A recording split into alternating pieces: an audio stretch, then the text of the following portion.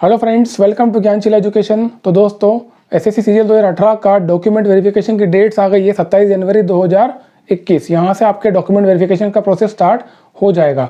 तो वो बच्चे जो ऑलरेडी 18 दे चुके हैं और क्लियर करने के कगार पे हैं, वो 2019 वाले स्टूडेंट्स और 2020 वाले स्टूडेंट्स, ये सब वीडियो देखिएगा, बिकॉज डॉक्यूमेंट वेरिफिकेशन सबको करना होगा। और डॉक्यूमेंट वेरिफिकेशन होता क्यों है आपको ये पता होना चाहिए। डॉक्यूमेंट वेरिफिकेशन इसलिए किया जाता है, आपको जो डॉक्यूमेंट्स हैं उसको एसएससी इसलिए वेरीफाई करता है ताकि ये चेक किया जा सके कि एग्जाम के लिए आप एलिजिबल हो या नहीं हो। ठीक है, जो भी एलिजिबिलिटी कंडीशंस आपकी एग्जाम के लिए रिक्वायर्ड है, वो एलिजिबिलिटी कंडीशंस आप सेटिस्फाई करते हो या नहीं करते हो। एजुकेशनल क्वालिफिकेशन हो गया या आपकी एज लिमिट हो गया, बहुत सारी चीज़ें होती है जो आपने सेटिस्फाई करनी है या नहीं करी है, उसको चेक करने के लिए डॉक्यूमेंट वेरिफिकेशन की प्रोसेस होती है। तो 2018 वालों की अभी ये होगा 27 जनवरी से, लेकिन मैं रिक्वेस्ट करूंगा 2019 वाले और 20 वाले भी इस वीडियो को देख लेना। मैं बहुत सारी इंपॉर्टेंट बातें आपको बताने वाला हूं जो कि आपको पता होना चाहिए डॉक्यूमेंट वेरिफिकेशन की प्रोसेस के पहले। क्योंकि होता क्या है ना फ्रेंड्स, आप बहुत मेहनत करते हो, पढ़ाई में आपका पूरा फोकस होता है, लेकिन डॉक्यूमेंट वेरिफिकेशन में मान लो आपने छोटी सी एक गलती कर दी तो पॉसिबली आपको पूरी एग्जाम की प्रोसेस से ये बाहर कर सकता है और आप ये बिल्कुल भी अफोर्ड नहीं कर पाओगे, आपको बहुत बुरा लगेगा।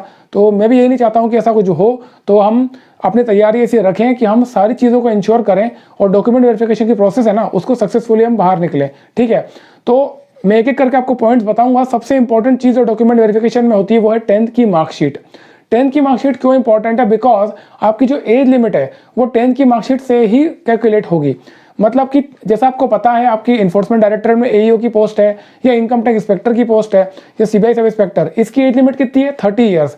तो आप 30 साल के हुए या नहीं हुए वो तय करने के लिए आपकी जो 10th की मार्कशीट है उसमें जो डेट लिखी होती है उसी के ऊपर तय होगी। ठीक है, तो 10th की मार्कशीट बहुत ही इंपॉर्टेंट है, इसका आप खास ध्यान रखना और पहले इसको चेक कर लेना कि इसके अंदर ऐसे कोई मिस्टेक तो नहीं है।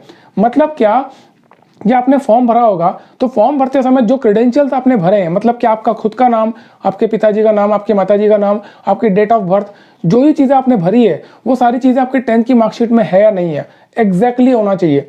होता क्या, कई बार जैसे आपका नाम में छोटी मोटी मिस्टेक हो गई है तो आपने फॉर्म में तो कुछ और भर दिया, आपकी मार्कशीट में कुछ और दिख रहा है, किसी किसी के पेरेंट्स के नाम में अंतर आता है, किसी की डेट ऑफ बर्थ ऊपर नीचे लिखी हुई है। तो एक चीज़ ध्यान रखना, जो marksheet date of birth marksheet में लिखी हुई है ना, वही मानी जाएगी आपकी डेट ऑफ बर्थ, चाहे एक्चुअल में आपकी डेट ऑफ बर्थ कुछ भी हो, है ना। मार्कशीट में जो आपका नाम लिखा हुआ उसी को सही माना जाएगा। मान लीजिए आपके नाम में थोड़े चेंजेस हैं, आपके पेरेंट्स के नाम में कोई चेंजेस हैं, तो उसका तरीका क्या है कि या तो आप मार्कशीट को रिवाइज मार्कशीट अप्लाई कर सकते हो अपने जो बोर्ड है आपका रिस्पेक्टिव वहाँ से, और अगर वो लंबा प्रोसेस आपको लग रहा है, अगर 4-5 दिन में वो हो जाता है तो ठीक है, अदरवाइज उसके बदले में आप एक एफिडेविट बनवा सकते हो। एफिडेविट क्या होता है? एक शपथ पत्र होता है जिसमें कि आप डिक्लेयर करते हो कि ये जो चीज़ है इसको मैं रेक्टिफाई करके ये लिख रहा हूँ। मान लीजिए आपके फादर का नाम कुछ और है और मार्कशीट में कोई गलती है तो आप उसको एफिडेविट ला करके चेंज कर सकते हो। ठीक है ना, तो वो कोई बड़ा इशू नहीं है, वो हो जाएगा। बस इसका ध्यान रखना कि आपकी जो 10th की मार्कशीट है वो बहुत इंपॉर्टेंट है। और डॉक्यूमेंट वेरिफिकेशन में ऐसा नहीं है फ्रेंड्स कि लोग फेल नहीं होते हैं। फेल कहाँ होते हैं वो मैं आपको बताऊंगा, हालांकि इतनी आसानी से वो फेल नहीं करते हैं। छोटी मोटी चीज़ों के लिए आपको वो समय दे देंगे। मान लीजिए कोई ऐसी चीज़ हो रही जिसको वो समझ रहे हैं कि आप इसको रेक्टिफाई कर सकते हो और उससे आपकी ऐसा नहीं लग रहा कि आप फ्रॉड कर रहे हो या आप गलत जानकारी दे रहे हो, तो आपको वो फेल नहीं करेंगे, आपको समय मिलेगा उसको ठीक करने का। लेकिन फेल आप 2 कंडीशन में हो सकते हो। एक तो आपकी एज ऑफ रेकनिंग है, मतलब कि एज लिमिट आप क्रॉस कर गए हो, वो आप प्रूव नहीं कर पा रहे हो, है ना। या फिर आपकी जो एजुकेशनल क्वालिफिकेशन, जैसे इसके लिए ग्रेजुएशन है तो आप ग्रेजुएट नहीं हो जो डेट है उसके आसपास, तो आप बाहर हो सकते हो। ठीक है ना।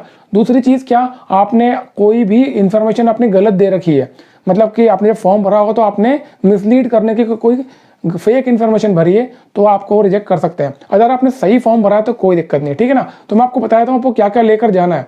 ठीक है, तो सबसे पहली चीज़ तो डॉक्यूमेंट वेरिफिकेशन डेट क्या है, 27 जनवरी से ये स्टार्ट हो रहा है 2018 वाली सीजीएल वाले स्टूडेंट्स का। तो आपके जो रिस्पेक्टिव रीजनल ऑफिस है आपको वहीं पर जाना होगा, आपको रीजनल वेबसाइट पर सब कुछ मिल जाएगा। ठीक है, अभी आपको क्या करना है, आपको एक फाइल बनाना है और इस फाइल की 3 कॉपियां और बनानी है। मतलब एक तो आपकी ओरिजिनल फाइल हो गई और इसके 3 सेट, मतलब 3 फाइल आपको बनाकर रखना है ना। तो वो 3 फाइल में आपको 4 प्रकार के डॉक्यूमेंट लगेंगे। 4 डॉक्यूमेंट कौन कौन से? सबसे पहला डॉक्यूमेंट तो ये कि आपके पास में एक वैलिड आईडी प्रूफ होना चाहिए जिसमें आपकी डेट ऑफ बर्थ लिखी हो, साथ में आपका फोटोग्राफ भी हो। मतलब ये वेरीफाई करता हो कि एग्जाम में जब आपने जाके अपीयर हुए थे तो आपकी ऑब्वियसली वहाँ पर फोटो आई होगी, आपके फॉर्म पे, आपके एडमिट कार्ड पे आपका फोटो होगा और आपकी डेट ऑफ बर्थ होगी। वहाँ पर वो मैच करे, है ना। तो वो शो करने के लिए आपका आधार कार्ड हो सकता है, पैन कार्ड हो सकता है, वोटर आईडी हो सकता है, लाइसेंस हो सकता है, और भी पासपोर्ट हो सकता है। तो जो भी आपके पास में फोटो आईडी है जिसमें डेट ऑफ बर्थ भी लिखी हो और आपकी फोटोग्राफ भी हो, उसको आप ज़रूर रखिएगा। हाँ, एक चीज़ का ध्यान रखना, कई बार क्या होता है ना, किसी का लाइसेंस कम एज में बन जाता है, तो लाइसेंस में आपकी डेट ऑफ बर्थ गलत लिखी होती है। कभी कभी वोटर आईडी जो डिपार्टमेंट बनाते हैं वो गलत बना देते हैं, उसमें ऊपर नीचे कुछ लिख दिया, आपका नाम गलत है। तो ऐसे डॉक्यूमेंट को उनको मत दिखाना। अगर आप ऐसा करोगे तो अपने लिए उलझन खड़ी कर लोगे। मैंने आपको क्या कहा कि आप चाहो तो पैन कार्ड सबसे अच्छा चीज़ होता है, पैन कार्ड में आपका डेट ऑफ बर्थ बराबर लिखा होता है ना। इसके अलावा आपके पास मान लीजिए आधार कार्ड है, तो वो उतने ही डॉक्यूमेंट उनको दिखाना जितना कि रिक्वायर्ड है आपकी फोटो आईडी और आपका डेट ऑफ बर्थ शो करने के लिए, ठीक है। अगर कोई ऐसा डॉक्यूमेंट आपके पास में जिसमें गलत सलत लिखा हुआ है, तो गलती से भी वो डॉक्यूमेंट उनको मत दिखा देना, है ना। तो वो आपके लिए मुसीबत खड़ी करेगा, इसलिए उसको चुपचाप अपने पास रख लेना, उनको शो नहीं करना। पहली चीज़ हो गई आपकी वैलिड आईडी प्रूफ। सेकंड चीज़ आपकी है आपका, जैसे मान लीजिए आप ईडब्ल्यूएस कैटेगरी से आते हैं, ईडब्ल्यूएस में आप रिजर्वेशन में आप सीट ले रहे हैं, या फिर एससी एसटी ओबीसी है, तो आपका कास्ट सर्टिफिकेट जो ये प्रूफ करता हो कि आप रिजर्वेशन के लिए एलिजिबल हो, ठीक है ना।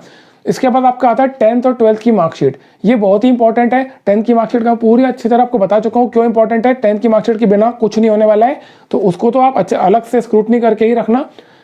12th की मार्कशीट कहाँ काम आएगी आपकी, जैसे कि मान लीजिए आप जेएसओ वाली पोस्ट के लिए एलिजिबल हो और आपके 12th में मैथ्स में मार्क्स आ रहे हैं 60 के ऊपर, तो यहाँ पर आपकी 12th की मार्कशीट काम आने वाली है, बिकॉज वो 12th की मार्कशीट से ही वेरीफाई करेंगे। और 12th की मार्कशीट आपको एनी हाउ लेके जाना ही है, ठीक है ना।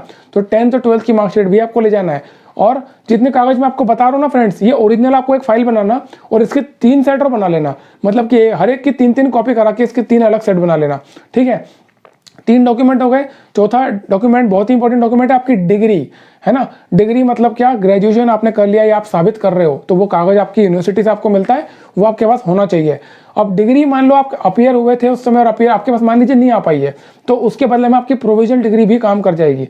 आपके कॉलेज में जाओ और जाकर के आप बोल सकते हो कि मुझे प्रोविजनल डिग्री दीजिए, तो कॉलेज वाले आपको प्रोविजनल डिग्री दे देते हैं। तो प्रोविजन में बेसिकली यही लिखा जाता है कि आपने ग्रेजुएशन यहाँ से इस तारीख को कर लिया है, तो आप उस चीज़ को प्रूफ कर पाओगे। एक चीज़ ध्यान रखना, केवल डिग्री रिक्वायर्ड नहीं है, यहाँ पर आपकी मार्कशीट भी इंपॉर्टेंट है। जैसे मान लीजिए मेरे टाइम पे क्या हुआ था, मैंने बीटेक किया हुआ था, ठीक है। तो मेरे 8 सेमेस्टर्स की 8 मार्कशीट में लेकर गया था, तो उन्होंने एक एक मार्कशीट को भी चेक किया था, ठीक है। तो आप मान लीजिए आपने बीकॉम कर रहे हैं सेमेस्टर, तो 6 आपकी मार्कशीट्स हो गई। बीटेक किया होगा तो 8 मार्कशीट्स है। 3 साल में एक बार एग्जाम हो रही तो 3 मार्कशीट्स होंगी अपनी first year, second year, third year, ठीक है। तो 3 मार्कशीट, 6 मार्कशीट, 8 में जितनी भी मार्कशीट्स आपकी ग्रेजुएशन में है, सारी मार्कशीट लेके जाओ और डिग्री भी लेकर जाओ, ठीक है। तो ये आपके इंपॉर्टेंट डॉक्यूमेंट्स हैं। और ये सारे डॉक्यूमेंट जो आपको बताया मैंने 1, 2, 3, 4, ये चारों डॉक्यूमेंट 4 प्रकार के डॉक्यूमेंट्स हैं। इन सब की जेरोक्स भी होना चाहिए। एक फाइल तो ओरिजिनल की हो गई और 3 आपकी इसकी कॉपी हो गई है। ये चारों कॉपी आपके पास में होना चाहिए। होता क्या है, वो वेरीफाई तो ओरिजिनल से ही करेंगे। वो क्या करेंगे मैं आपको बताता हूँ। आपकी फोटोकॉपी रखेंगे, मतलब एक फाइल जिसमें फोटोकॉपीज है और एक फाइल जिसमें ओरिजिनल है, ठीक है। तो वेरिफिकेशन तो आपकी ओरिजिनल डॉक्यूमेंट से ही होने वाला है। सब कुछ ओरिजिनल को देखा जाएगा और फोटोकॉपी एक कॉपी वो अपने पास रखेंगे, एक पे आपको सील लगा के दे देंगे, ठीक है ना। और फाइनली आपको एक सर्टिफिकेट मिलता है कि आपका डॉक्यूमेंट वेरिफिकेशन हो चुका है, जिसमें आपका डेट लिखा होता है, आपका रोल नंबर, सब कुछ उसमें एंट्री होती है ना। तो आप for the sake of precaution आप क्या करोगे, आप कम से कम एक्स्ट्रा सेट जरूर लेके जाना। तो मैंने आपको कहा कि 1 ओरिजिनल और 3 सेट्स, ठीक है। ये 4 सेट्स ले जाओ आराम से, और अच्छा खासा समय आपके पास में है, डॉक्यूमेंट तैयार कर लो। और वो स्टूडेंट्स जो आने वाले एग्जाम की तैयारी कर रहे हैं उनके लिए बता देता हूँ, ये सारे डॉक्यूमेंट इकट्ठे करके रखना होते हैं। तो आपके पास में भी अभी से होना चाहिए, ठीक है ना। अगर आप ग्रेजुएट हो तो आपके पास सारे दस्तावेज होना चाहिए एग्जाम के लिए, ताकि एंड मोमेंट आपको प्रॉब्लम ना आए। ऑलराइट।